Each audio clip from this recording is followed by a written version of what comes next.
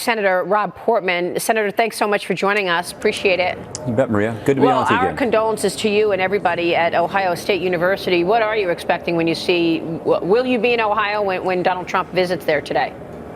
I sure wish I could be there. We're here in Washington, as you know, still voting. In fact, we have votes today and probably through the weekend.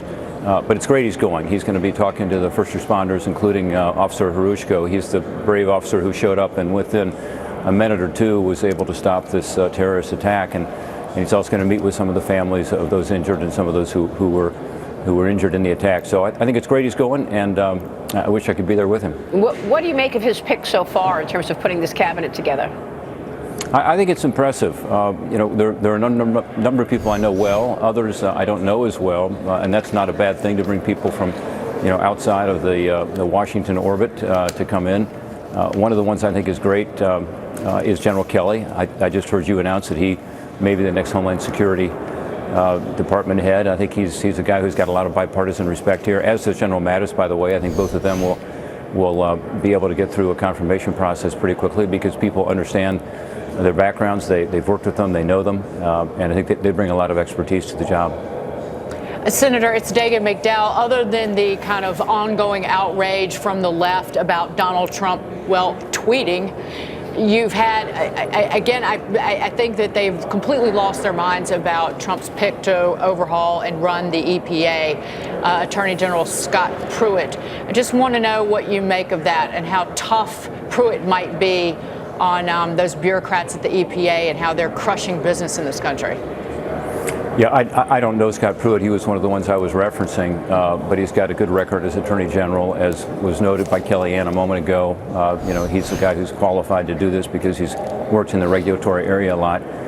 There has to be a change, and it has to be both legislation and regulations, but also attitude. And some of that comes from the top, and I think Donald Trump's made it very clear that he'd like to see the agencies allow small businesses to do what they do best, which is create jobs. And if you're stifling small businesses with more and more regulations, and some of those are coming from EPA, it's really tough to see the kind of economic growth and opportunity we all hope for. So I think it's going to require both, again, some changes in law and some new regulations coming out of the administration that are more sensitive to job creation.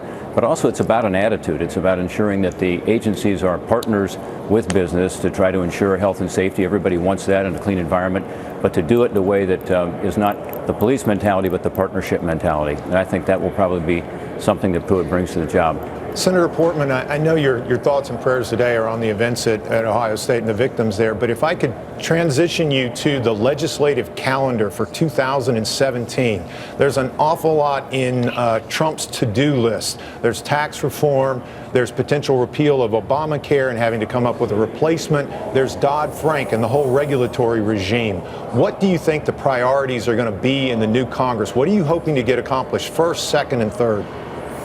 Well, I think the top priority is to deal with the Affordable Care Act. And as you know, there's discussion of having an immediate vote for repeal and then a longer-term process for replace.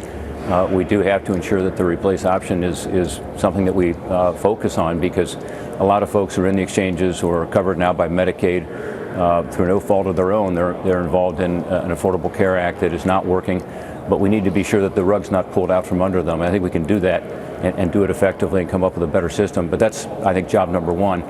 But the biggest job, and the second thing we'll turn to, is jobs. And that will include tax reform. It will include regulatory relief. It will include doing something on infrastructure to create more jobs and opportunities. So I think that's a huge priority of Congress and of the administration. And for the country, there's so much potential. As you know, we've got a broken tax code. We've talked about it a lot on this show, and you know, it's something that most Americans acknowledge.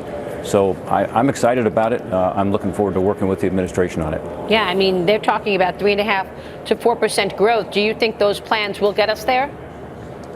Well, it depends on so many other external factors. You were talking about the ECB this morning and what's going on in the global economy. But yeah, I think the American economy can once again lead the world. I think we can show that, you know, we have the market forces here to be the envy of the world again by sort of unleashing this potential. We are right now shooting ourselves in the foot with a tax code that is non-competitive, it's antiquated, a regulatory system that doesn't take into account the costs and the benefits. You know, there's just so many things that we can do to close the skills gap.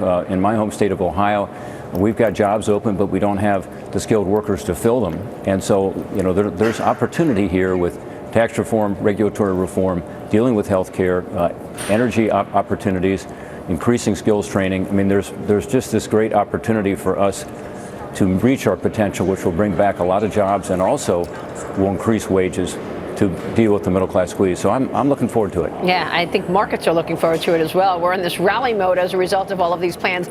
Senator, good to see you. Thanks so much. Maria, thanks for having me on again. Take care. We appreciate